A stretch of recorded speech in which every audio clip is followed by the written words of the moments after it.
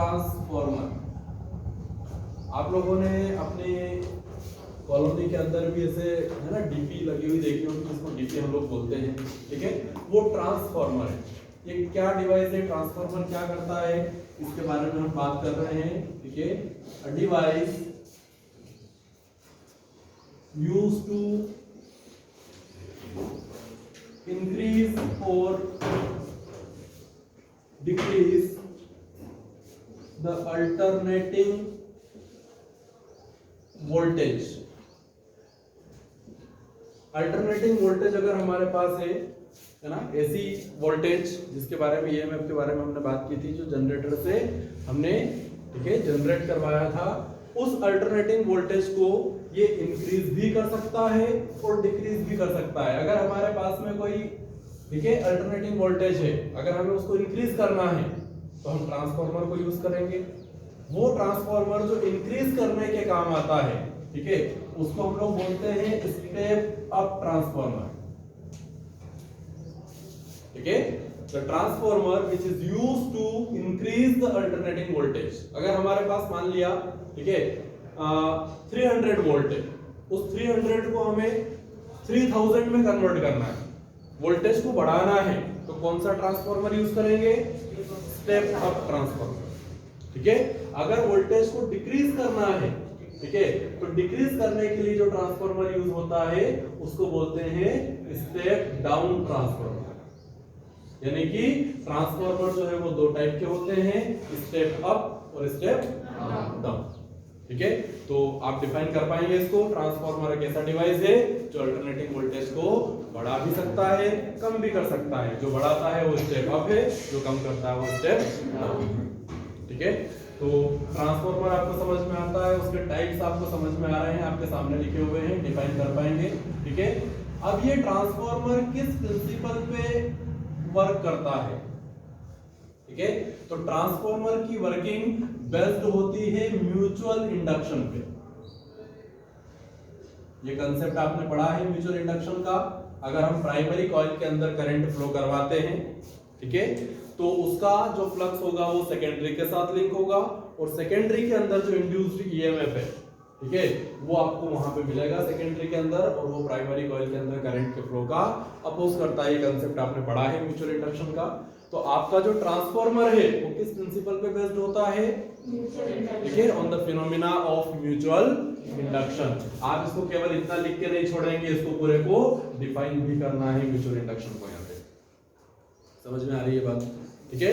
इसके बाद हम बात कर रहे हैं कंस्ट्रक्शन की, ट्रांसफार्मर किस तरह से बना होता है, ठीक है।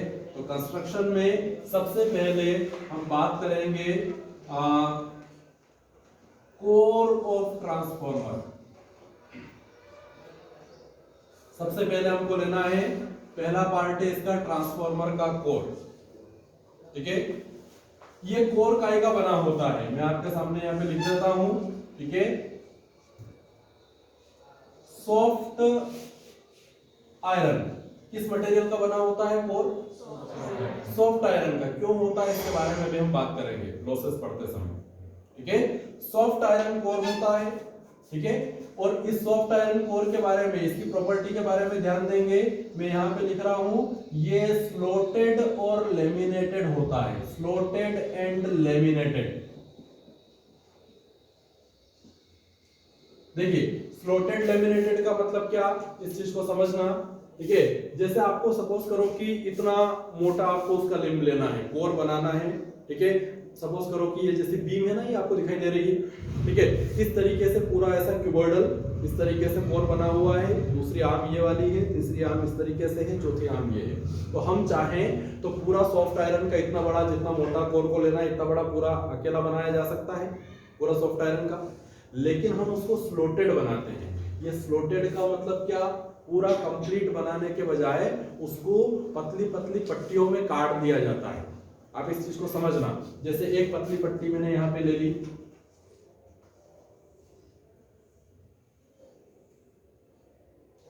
ये इस तरीके से मैंने पतली पट्टी यहां पे बना दी। एक्चुअल में ये 3D रहेगी, इसका व्यू मैं इस तरीके से बना देता हूं। ये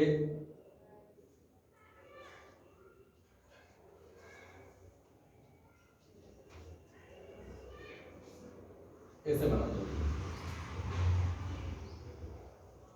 ये इतनी चौड़ी पट्टी है, ठीक है।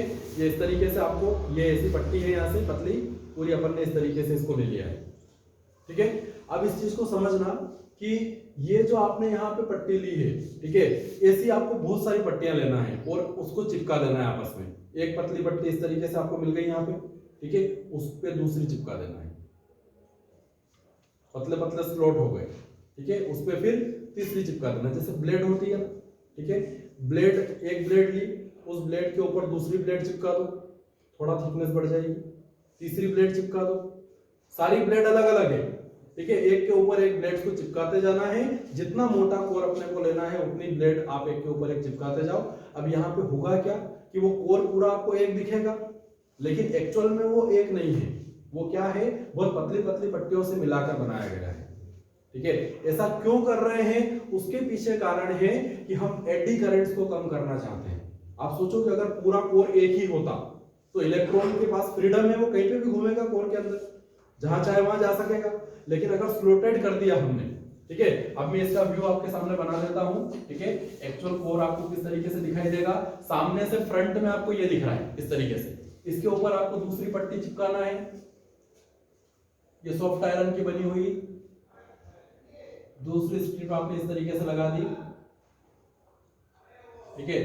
अभी भी आपकी कोर की थिकनेस पूरी नहीं हुई है, आप उसको और मोटा बनाना चाहते हैं, एक पट्टी और आपने इसके ऊपर लगा दी, इस तरीके से आपकी तीसरी पट्टी हो गई, ठीक है। आपको जितना थिक इस कोर को रखना है उतनी पट्टियां एक एक करके आप इसके ऊपर लगाते जाओ, कोर की थिकनेस क्या होती जाएगी, बढ़ती जाएगी। तो ये सारी पट्टियां जो है ये लेमिनेटेड होती है। एक सॉफ्ट आयरन की एक पट्टी हमने पतली निकाली, उसके ऊपर हमने लेमिनेशन चढ़ा दिया, जैसे इंसुलेटेड कॉपर वायर होता है ना आपका, इस तरीके से प्लास्टिक का लेमिनेशन होता है, ठीक है।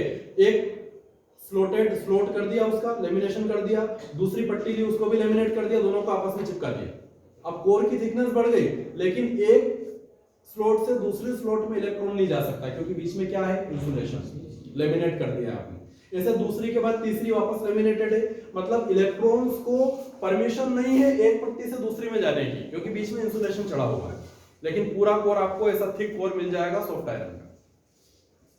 समझ में आ रही बात? इससे इलेक्ट्रॉन्स पे रेस्ट्रिक्शन लग गया, वो जहां मन में आएगा वहां नहीं घूम सकेगा। जो पहली स्लॉट के इलेक्ट्रॉन है वो पहली स्लॉट में ही घूमेंगे, दूसरी स्लॉट वाले दूसरी में घूमेंगे।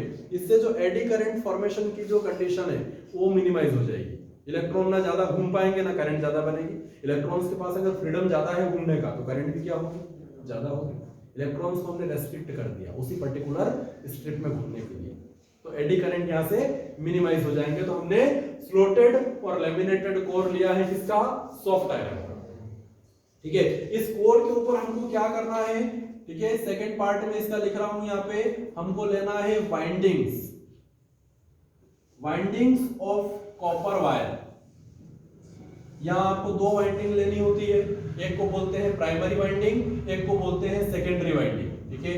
यहां पे मैं लिख रहा हूं प्राइमरी एंड सेकेंडरी वाइंडिंग, ठीक है। यहां वाइंडिंग बोल रहे हैं, इसका मतलब क्या हुआ, सोलेनॉइड। आपको आयरन कोर के ऊपर क्या करना है, कॉपर वायर को इस तरीके से लपेटना है, ठीक है। ध्यान देंगे, मैं यहाँ पे ये जो आपका सॉफ्ट आयरन का कोर है, इसके ऊपर यहां मैंने इस तरीके से ये ले ली प्राइमरी वाइंडिंग, ठीक है। और जो लिंब आपको दिखाई दे रहा है कोर का, उसके ऊपर वायर को लपेटना है, ऐसे सोलेनॉइड बनाना है, ठीक है। यहां पे इस तरफ भी क्या करोगे, यहां पे सेकेंडरी वाइंडिंग हम लेंगे। ये मैं आपके सामने सेकेंडरी वाइंडिंग बना रहा हूं इस तरीके से, ये हो गई आपकी सेकेंडरी वाइंडिंग, ठीक है। तो प्राइमरी और सेकेंडरी वाइंडिंग ये इंसुलेटेड कॉपर वायर की रहेगी, ये आपको ध्यान रखना है। और कोशिश करना है कि ये जो कॉपर वायर आपने यहां पे लिया है, इस कॉपर वायर को आप कैसा यूज करें, इसको थिक रखना है, मोटा रखना है, ठीक है। थिक रखने से क्या होगा, हीट लॉस कम से कम होगा। आपको पता है कि वायर मोटा है तो रेजिस्टेंस कम हो जाएगा। थिक वायर मतलब एरिया ऑफ क्रॉस सेक्शन बढ़ेगा। एक फार्मूला आपने पढ़ा है, R = ρl/a। More is the area, less is the resistance. तो वायर को मोटा रखा जाता है ताकि रेजिस्टेंस कम हो, और रेजिस्टेंस कम होगा तो जूल हीट लॉस जो होता है I² RT, ठीक है। R कम होगा तो H भी क्या हो जाएगा, कम हो जाएगा। समझ में आ रही है बात? अंकिता सुन रहे हो क्या? हाँ। मुझे ऐसा लगना चाहिए कि सब यहाँ देख रहे हैं बोर्ड पे, है ना? आप देख रहे हो कि देख रहे हो ये पता नहीं, लेकिन लगना चाहिए। ठीक, चल तो इस तरीके से आपने प्राइमरी और सेकेंडरी वाइंडिंग यहाँ पे बना दी। मैं इसको लिख देता हूँ, ये P है और ये S है। ठीक, अब यहाँ पे प्राइमरी और सेकेंडरी वाइंडिंग बन चुकी है। अब आपको सोर्स लेना है। अभी हमने कहा है कि अल्टरनेटिंग वोल्टेज को इंक्रीज या डिक्रीज कर सकता है। ठीक है, तो जो सोर्स हम लेने वाले हैं, अल्टरनेटिंग वोल्टेज देंगे तभी तो इंक्रीज डिक्रीज करेगा, हमको प्रोवाइड करना पड़ेगा। ठीक है, तो यहां पे हम नंबर 3 यूज कर रहे हैं, सोर्स ऑफ एसी। ठीक है, वोल्टेज भी लिख दो आगे। ठीक है, एसी वोल्टेज लिख रहे हैं, मतलब है ना, ये लिखने बोलने में बोले अल्टरनेटिंग करंट बोलेंगे, लेकिन वोल्टेज के साथ बोलेंगे तो एसी वोल्टेज ही बोलना है ना। उस समय करंट का कोई काम नहीं रहेगा, डायरेक्ट अल्टरनेटिंग वोल्टेज हो जाएगा। लिखने में ऐसा लिखते हैं, समझ में आ रही बात? ठीक है, तो अल्टरनेटिंग वोल्टेज का सोर्स आप लगा दो। कहां पे लगाओगे? प्राइमरी पे। हमें जो वोल्टेज कम या ज्यादा करना है वो किसको देना है? प्राइमरी को देना है। ठीक है, तो ये प्राइमरी वाइंडिंग के आपको दोनों सिरे दिखाई दे रहे हैं, इनके बीच में आपको यहाँ पे अल्टरनेटिंग सोर्स कनेक्ट कर देना है। ये सिंबल है आपके अल्टरनेटिंग सोर्स का। ठीक है, डीसी सोर्स आप कैसे बनाते थे आपको पता है, बैटरी या सेल बनाते थे डीसी के लिए इस तरीके से। ये डीसी का सिंबल है और ये एसी का सिंबल है। एसी सिंबल के लिए इस तरीके से साइन वेव दिखाना। ठीक है, तो अल्टरनेटिंग सोर्स हमने यहां पे कनेक्ट कर दिया। ठीक है, जो वोल्टेज हम यहां से प्रोवाइड करने वाले हैं, इनपुट वोल्टेज, उसको मैं मान रहा हूं V1। ये V1 हमारा इनपुट वोल्टेज। ठीक है, अब क्या मिलेगा आगे, उसके वर्किंग के बारे में आगे हम बात करेंगे। ठीक है, जो आउटपुट हम लेने वाले हैं, ठीक है, ये हो गया आपका यहाँ पे इनपुट। ठीक है, आउटपुट जो हमको मिलने वाला है वो आउटपुट हम यहाँ पे सेकेंडरी पे लेंगे। ये आउटपुट के लिए मैंने यहाँ पे क्या कनेक्ट कर दिया? रेजिस्टेंस कनेक्ट कर दिया। यहाँ पे जो भी पोटेंशियल ड्रॉप होगा इस रेजिस्टेंस के अक्रॉस, वो वोल्टेज आपका क्या हो जाएगा? आउटपुट वोल्टेज हो जाएगा। उसको मैंने क्या मान लिया यहाँ पे? V2। ठीक है, यहां लिख देता हूं मैं आउटपुट। ठीक है, अब सोचो यहां करंट होगी इस कॉइल के अंदर, वो करंट कहां फ्लो करेगी? इस रेजिस्टेंस में। करंट अगर रेजिस्टेंस में फ्लो करेगी तो पोटेंशियल ड्रॉप होगा, ओम्स लॉ से V बराबर IR।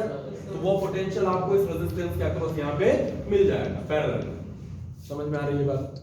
ठीक है, तो इनपुट वोल्टेज हमारा V1 है, आउटपुट वोल्टेज जो भी हमको मिलने वाला है वो क्या है?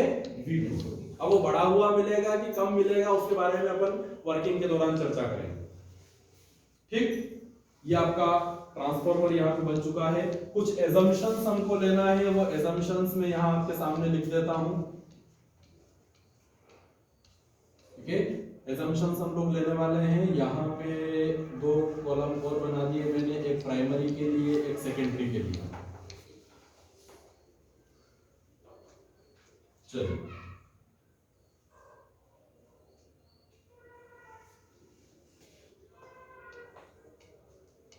क्या क्या लें? सबसे पहले ले लेते हैं हम इनपुट वोल्टेज, या डायरेक्ट लिख दो आप यहाँ पे वोल्टेज।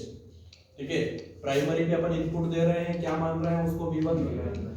सेकेंडरी पे आउटपुट मिलेगा V2। EMF, ये EMF वो जो इंड्यूस्ड होगा। ठीक है, आप चाहो तो पूरा लिख दो इंड्यूस्ड EMF।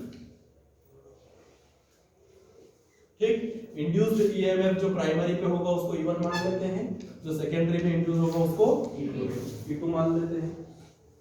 ठीक है, इसके अलावा अपन ले लें यहाँ पे नंबर ऑफ टर्न्स। प्राइमरी पे नंबर ऑफ टर्न्स को मान लिया N1। Total number of turns देखो अलग अलग दिखाई दे रहे हैं आपको, प्राइमरी में कम लिए हैं हमने, सेकेंडरी में ज्यादा लिए हैं। तो नंबर ऑफ टर्न्स को N1 मान लिया, सेकेंडरी में जो नंबर ऑफ टर्न्स है उनको N2 मान लेते हैं। ठीक है, मैं यहाँ पे एरिया ले लेता हूं, तो एरिया को सेम रखना है, ये ध्यान रखेंगे, है ना। डायग्राम में चाहे वो कम बनाने के चक्कर में ज्यादा बड़ा दिख रहा होगा आपको ध्यान रखना है कि ये जो टर्न का एरिया होगा क्रॉस सेक्शन का सोलेनोइड का, इधर का और इधर का एरिया क्या रहेगा? सेम रहेगा। क्यों रहेगा सेम? उसके पीछे भी कारण है कि यहाँ पे जो आपने कोर बनाया है, ये जो कोर आपको दिखाई दे रहा है यहाँ पे, ये कोर की थिकनेस सेम है, पूरा कोर एक जैसा है, तो उसके ऊपर जो टर्न आप लपेटोगे तो उसका जो एरिया रहेगा वो क्या रहेगा, सेम रहेगा। ठीक है, मैंने आपके सामने यहाँ पे एरिया लिख दिया है जो कि सेम है। ठीक है, करंट के बारे में अगर हम बात करें यहाँ पे, तो करंट को प्राइमरी में आप चाहो तो I1 या I1 मान लो। ठीक है, सेकेंडरी में है ना, मैं इसको अलग अलग क्यों लिख रहा हूँ, कैपिटल I1 स्मॉल I1, इसको समझना है। कैपिटल मतलब हम जो फ्लो करवा रहे हैं, जो इंड्यूस्ड होगा वो स्मॉल होगा।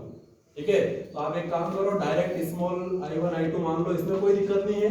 हम दोनों को बराबर क्यों मान लेंगे, देखो हमने V1 E1 दो वोल्टेज माने हैं। V1 कौन सा, जो हमने दिया है सोर्स की मदद से, और E1 कौन सा, जो इंड्यूस हुआ है।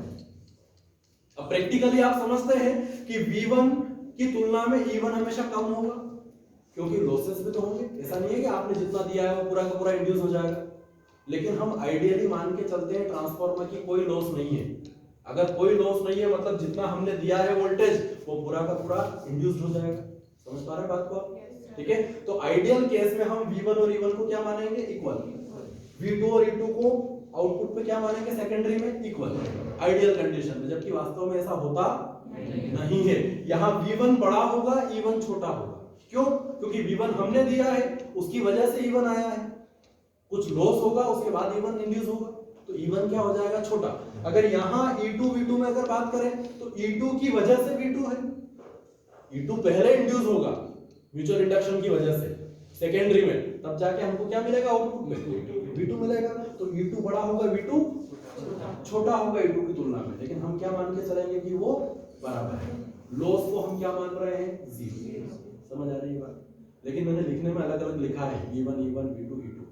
ये इंड्यूस्ड वाले हैं, ये अप्लाइड है, और ये रिसीव्ड है जो आउटपुट पे मिलेगा। ठीक, यहां पे हम एक और चीज मान लेते हैं, फ्लक्स पर टर्न। अब सोचने वाली बात है, जब आप यहां पे अल्टरनेटिंग वोल्टेज दोगे, इस अल्टरनेटिंग वोल्टेज की वजह से इस कॉइल के अंदर जो करंट होगी वो कौन सी होगी, अल्टरनेटिंग करंट। आप समझ रहे हैं, अल्टरनेटिंग वोल्टेज है मतलब इसकी वैल्यू बढ़ेगी, फिर कम होके 0, फिर डायरेक्शन चेंज, फिर बढ़ेगी अपोजिट में, फिर कम होके 0, फिर बढ़ेगी, कम होके 0, फिर बढ़ेगी, साइन वेव चलेगी इस तरीके से जैसे बात की अपन। ठीक है, तो अल्टरनेटिंग वोल्टेज अगर यहाँ पे है तो करंट भी कैसी होगी, अल्टरनेटिंग। वोल्टेज बढ़ेगा तो करंट बढ़ेगी, वोल्टेज कम होगी तो करंट कम होगी। तो अल्टरनेटिंग करंट जब इसके अंदर फ्लो करेगी तो उस अल्टरनेटिंग करंट की वजह से यहाँ पे जो फ्लक्स होगा वो कैसा होगा, वेरिंग फ्लक्स होगा। आप जानते हैं, आपने फॉर्मूला पढ़ा है, phi is equal to BA cos theta. ये होता है फ्लक्स का फॉर्मूला। B के बारे में आपने पढ़ा है, B इज इक्वल टू क्या होगा, म्यू नॉट Ni, सोलेनोइड है। ठीक है, अब चूंकि करंट यहाँ पे वेरिंग करंट है, अल्टरनेटिंग करंट है, करंट वेरी करेगी तो B वेरी करेगा, B वेरी करेगा तो phi वेरी करेगा, और phi अगर वेरी कर रहा है तो EMF इंड्यूस होगा कितना, -d∅dt के बराबर। बात समझ में आ रही है आपको? तो यहाँ पे जब वोल्टेज हम V1 देंगे तो उस V1 की वजह से यहाँ पे जो इंड्यूस्ड करंट होगी, मैं डायरेक्ट स्मॉल I1 लिख रहा हूँ। वैसे कैपिटल I1 भी होगा, स्मॉल I1 भी होगा, आइडियली उसको अपन बराबर मान के चलेंगे। मैं क्या मान रहा हूँ, केवल स्मॉल I1। ये इंड्यूस्ड करंट है। इस इंड्यूस्ड करंट की वजह से, जो कि वेरिंग करंट है, इस इंड्यूस्ड करंट की वजह से यहाँ पे चेंजिंग फ्लक्स होगा। चेंजिंग फ्लक्स की वजह से क्या होगा, EMF इंड्यूस होगा। यहाँ प्राइमरी पे जो EMF इंड्यूस हो रहा है उसको क्या मान लिया, E1। अब सोचो कि जो फ्लक्स है, वेरिंग फ्लक्स है, ये बात तो आपको समझ में आ रही है। वेरिंग फ्लक्स किसके साथ लिंक हो रहा है, कोर के साथ। अब ये कोर हमने सॉफ्ट आयरन का क्यों लिया है, इस पे आप ध्यान देंगे। ठीक है, थर्ड यूनिट का सेकेंड पोर्शन मैग्नेटिज्म जिसका नाम था वो सिलेबस से हट गया है। अगर नहीं हटता तो हम पढ़ते उसके बारे में। मैं आपको केवल बता देता हूं प्रॉपर्टी कि ये जो सॉफ्ट आयरन है, ये सॉफ्ट आयरन एक फेरोमैग्नेटिक मटेरियल है। ऐसा मटेरियल है, फेरोमैग्नेटिक मटेरियल है।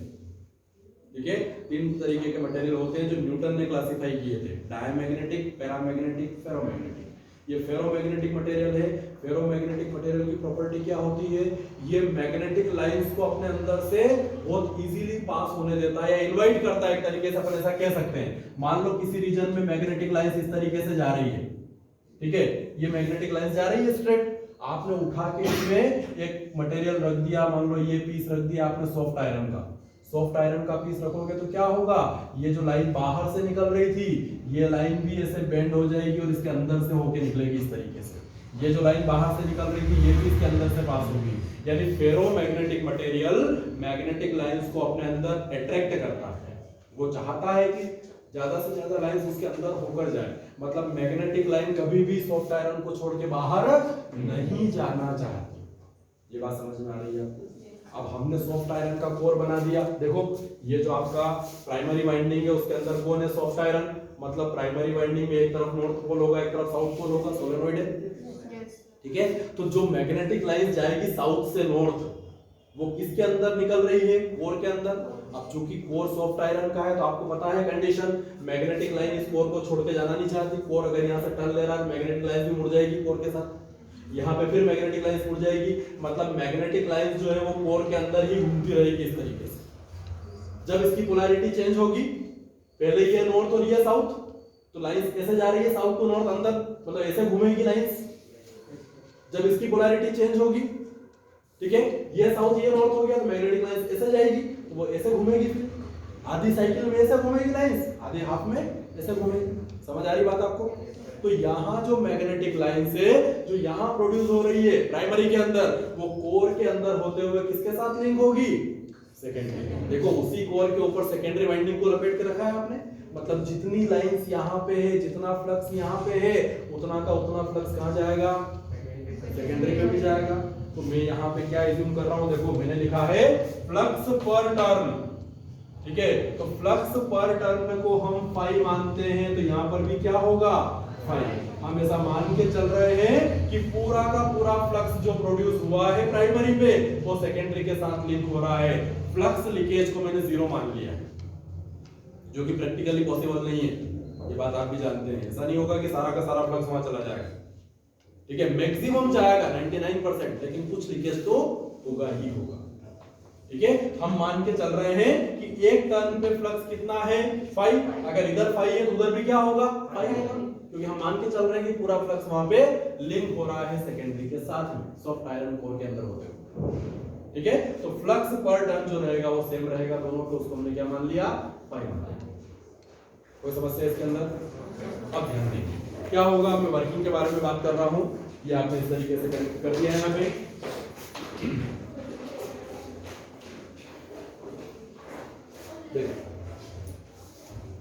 वर्किंग देख लेते हैं इसकी।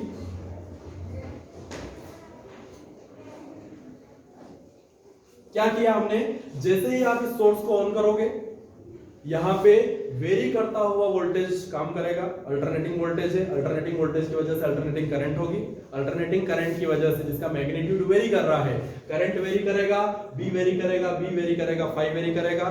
चेंजिंग फ्लक्स है, ईएमएफ इंड्यूस होगा, ठीक है। किसकी वजह से, यहां पे जो हो रहा है वो सेल्फ इंडक्शन हो रहा है, इसके अंदर खुद की करंट है, खुद के अंदर इंड्यूस्ड ईएमएफ है, क्या हो रहा है, सेल्फ इंडक्शन। लेकिन वो फ्लक्स कोर के अंदर होते हुए कहां लिंक हो रहा है, सेकेंडरी के साथ। इसके अंदर क्या होगा, म्यूचुअल इंडक्शन। समझ में आ रही बात? करंट इसके अंदर चेंज हो रही है, इसका फ्लक्स लिंक हो रहा है इसके साथ, क्या होगा, म्यूचुअल इंडक्शन। म्यूचुअल इंडक्शन की वजह से यहां पे जो इंड्यूस्ड ईएमएफ मिलेगा उस इंड्यूस्ड ईएमएफ को अपन क्या मान ले, E2। अब सोचने वाली बात है कि इंड्यूस्ड ईएमएफ भी वेरिंग होगा, क्योंकि फ्लक्स वेरी कर रहा है, इंड्यूस्ड ईएमएफ भी क्या करेगा, वेरी करेगा। उस इंड्यूस्ड ईएमएफ की वजह से यहां पे जो करंट फ्लो करेगी उसको अपन क्या मान ले, I2। यानी ये I2 जो रहेगा ये इधर करंट चेंज का क्या करेगा, अपोज करेगा। वो जो पहले पढ़ा है आपने म्यूचुअल इंडक्शन में वो सारा काम होगा यहाँ पे। समझ आ रही बात? ठीक है। ये इंड्यूस्ड ईएमएफ की वजह से इंड्यूस्ड करंट है। इंड्यूस्ड करंट कहां फ्लो करेगी, लोड रेजिस्टेंस के अंदर। जब यहां करंट फ्लो करेगी तो इस रेजिस्टेंस में पोटेंशियल ड्रॉप होगा, वही पोटेंशियल आपको कहां मिलेगा, आउटपुट। मतलब ओम्स लॉ से आप लिख सकते हो V2 बराबर क्या हो जाएगा, I2 into R। जो इंड्यूस करंट फ्लो कर रही है वो इनटू रेजिस्टेंस, तो ये आपको क्या मिल जाएगा, यहाँ पे आउटपुट वोल्टेज मिल जाएगा, ठीक है। और उसको आप अपने यूज के लिए ले सकते हो, उपयोग कर सकते हो। ठीक, पूरी प्रोसेस आपको समझ में आ रही है? ठीक है, एक बार और रिपीट कर दूं मैं। हमने यहाँ पे अल्टरनेटिंग वोल्टेज दिया, अल्टरनेटिंग वोल्टेज की वजह से वेरिंग करंट यहाँ फ्लो करेगी, इंड्यूस्ड ईएमएफ होगा।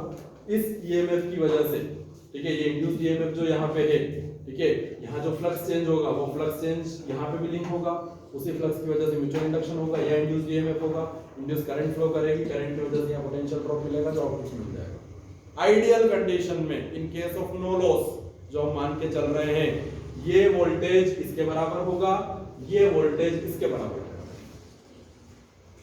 In case of no loss, ठीक है, हमेशा मान के चल रहे हैं, ठीक है। अब देखिए इसका एनालिसिस हम लोग कर लेते हैं, मैथमेटिकल एनालिसिस। आपने क्या माना है, फ्लक्स पर टर्न, फ्लक्स पर टर्न कितना है 5, ठीक है, तो आप टोटल फ्लक्स निकाल सकते हो प्राइमरी में।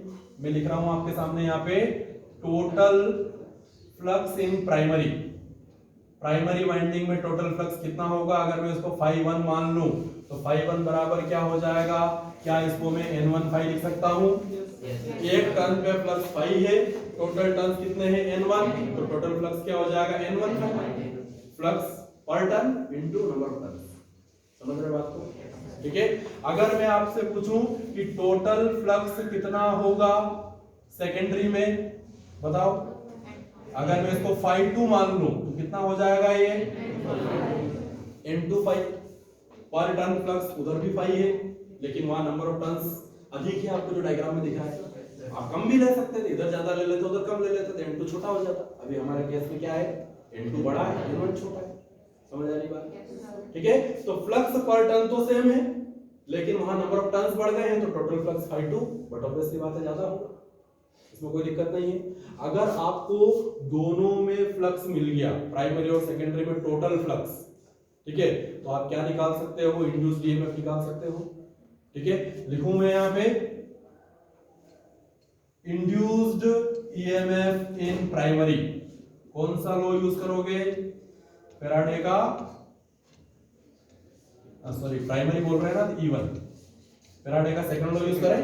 क्या होता है, E इज इक्वल टू, तो E1 बराबर क्या होगा, माइनस, प्राइमरी में टोटल फ्लक्स को आपने phi1 माना है ना, तो minus d phi1 by dt, put कर दो phi1 की वैल्यू उठा के, यहाँ पे क्या होगा, minus d by dt of phi1 क्या है n1 phi, और सोल्व करेंगे इसको, minus as it is n1, number of turns तो कांस्टेंट है, ये तो वेरी करेगा नहीं, बाहर कर दो, क्या बचेगा अंदर, d phi by dt, equation 1। ये इंड्यूस्ड ईएमएफ इन प्राइमरी आपको मिल रहा है। मैंने कुछ नहीं किया, फैराडे का नियम यूज किया है, minus d phi by dt, या phi को phi1 माना है आपने, d phi1 बाय dt हो जाएगा, phi1 की वैल्यू पुट करोगे, n1 number of turns constant है, वो तो वेरी करेंगे नहीं, उनको बाहर निकाल लिया n1 को, d phi बाय dt मिल जाएगा, ठीक है। यही बात अगर अपन सेकेंडरी के लिए करें, मैं आपके सामने लिख देता हूं, इंड्यूस्ड ईएमएफ इन सेकेंडरी। अगर सेकेंडरी वाइंडिंग में आपको इंड्यूस्ड ईएमएफ निकालना है तो क्या करोगे, क्या लिखोगे उसको, E2, देखो क्या माना है आपने, क्या लिखोगे, minus d phi2 by dt, वहां टोटल फ्लक्स को आपने phi2 माना है, आपके सामने लिखा हुआ है phi2, ये phi2 की वैल्यू उठा के पुट कर दें, यहाँ पे क्या मिलेगा, minus d by dt of phi2 कितना है, it is equal to n2 phi, यहाँ पे भी number of turns n2 constant है, वो तो वेरी करेंगे नहीं, फ्लक्स वेरी करेगा, जो टर्न्स एक बार ले लिए सो ले लिए, ठीक है। n2 को क्या करते हैं, minus sign as it is, n2 को बाहर कर दिया, क्या बचेगा, d phi upon dt, it is second equation. ये बात आपको समझ में आती है, ठीक है। अब फर्स्ट और सेकंड इक्वेशन में आपको E1 और E2 मिल रहा है। अगर मैं इन दोनों इक्वेशंस को अगर सॉल्व करता हूं, मैं लिख रहा हूं from equation first and second, देखो मैं क्या कर रहा हूं, मैं रेशियो निकाल रहा हूं E2 बाय E1 का, secondary EMF divided by primary EMF, ठीक है। तो E2 बाय E1 अगर आप करोगे तो देखो E2 की वैल्यू क्या है, minus n2 d phi by dt upon E1 की वैल्यू क्या है, ठीक है, माइनस साइन से माइनस साइन कैंसिल हो जाएगा, d phi बाय dt से d phi by dt cancel हो जाएगा, rate of change of flux दोनों में एक जैसा है, सेम रेट से चेंज हो रहा है, ठीक है। क्या बचेगा आपके पास, n2 डिवाइडेड बाय n1, ठीक है। ये n2 बाय n1 जो मिल रहा है, ये किसका रेशो है, number of turns in secondary to number of turns in, बात समझ में आती है। इसको हम रिप्रेजेंट करते हैं यहाँ पे R से, और इसको बोला जाता है ट्रांसफॉर्मेशन रेशो। क्या बोलते हैं इसको? Transformation ratio. Number of turns का जो रेशो होता है प्राइमरी और सेकेंडरी के N2/N1, इसको N1/N2 नहीं लिख सकते हो आप, ये ध्यान रखना है, N2/N1 ही रखना है, ठीक है। ये रेशो कहलाएगा ट्रांसफॉर्मेशन रेशो, ठीक है। अब इसके बारे में भी बात करेंगे, ट्रांसफॉर्मेशन रेशो के बारे में। पहले इस इक्वेशन को उठा के मैं यहाँ सामने आपके लेके आ जाता हूँ। ये लेमिनेटेड को यहाँ नीचे लिख देते हैं थोड़ा सा, ताकि उधर जगह मिल जाए हमको। ये लिख दिया यहाँ पे स्लॉटेड एंड लेमिनेटेड, ठीक है। मैं यहाँ इसको लेके आ रहा हूँ, ध्यान देंगे क्या लिखा है आपने, E2/E1 is equal to N2/N1, ठीक है। अब क्या क्या पॉसिबिलिटी है यहाँ पे इस केस में? पॉसिबिलिटी के बारे में बात करें तो मैं आपके सामने लिख रहा हूं केस 1। पहला केस क्या हो सकता है? पहला केस हो सकता है N2 greater than N1। Secondary पे नंबर ऑफ टर्न्स, जैसा कि डायग्राम में आपको दिखाई दे रहा है, यहाँ नंबर ऑफ टर्न्स ज्यादा है, यहाँ नंबर ऑफ टर्न्स कम है। समझ में आ रही बात? अगर N2 बड़ा है N1 से, उस कंडीशन में N2 ग्रेटर देन N1 में लिख रहा हूं। अगर N2 ग्रेटर देन N1 है तो देखो ये बड़ा है ये छोटा है, न्यूमरेटर बड़ा डिनोमिनेटर छोटा, मतलब N2/N1 की वैल्यू क्या मिलेगी? Greater than 1। डिनोमिनेटर छोटा है न्यूमरेटर बड़ा है तो क्या मिलेगा? Greater than 1। मैं यहां लिख रहा हूं ट्रांसफॉर्मेशन रेशो R, जिसको आप किसके बराबर लिख रहे हो? N2/N1 के। ये ग्रेटर देन क्या मिलेगा? 1 के। अगर ये 1 से बड़ा है, इसका मतलब E2 बड़ा होगा किससे? E1 से। और आपने बोला है कि अगर आइडियल कंडीशन में बात करें तो E2 बराबर होगा V2 के और E1 बराबर होगा V1 के। तो मैं यहाँ E2/E1 को किसके बराबर लिख सकता हूँ? V2/V1 के बराबर लिख सकता हूँ, ठीक है। In case of no loss, अगर कोई लॉस नहीं है एनर्जी का आइडियल कंडीशन में, तो E1 को V1, V2 को V2 लिख सकते हैं, ठीक है। तो आपको क्या मिलेगा? N2 बड़ा है N1 से, मतलब ग्रेटर देन 1 रेशो, ठीक है। इसका मतलब आप क्या लिख सकते हो? V2 ग्रेटर होगा किससे? V1 से। देखो N2 बड़ा है N1 से तो V2 भी बड़ा होगा V1 से, और V2 अगर V1 से बड़ा है, इसका मतलब आउटपुट वोल्टेज ज्यादा मिल रहा है इनपुट वोल्टेज की तुलना में। आउटपुट अगर ज्यादा मिल रहा है मतलब ट्रांसफार्मर कौन सा हो गया? Step up. समझ में आ रही बात है? स्टेप अप, ठीक है। कोई दिक्कत नहीं है इसके अंदर। तो ये ट्रांसफॉर्मेशन रेशो जो है ग्रेटर देन 1 होगा, किसके लिए? स्टेप अप के लिए, ठीक है। मतलब जो डायग्राम में आपको दिखाई दे रहा है ट्रांसफार्मर वो कैसा है? Step up. अगर एग्जाम में स्टेप अप के नाम से पूछते हैं तो ये टर्न्स कम और ये ज्यादा दिखने चाहिए डायग्राम में। ऐसा नहीं है कुछ लोग लपेटते हैं तो 3-4 यहाँ लपेट दिए, 3-4 वहां लपेट दिए,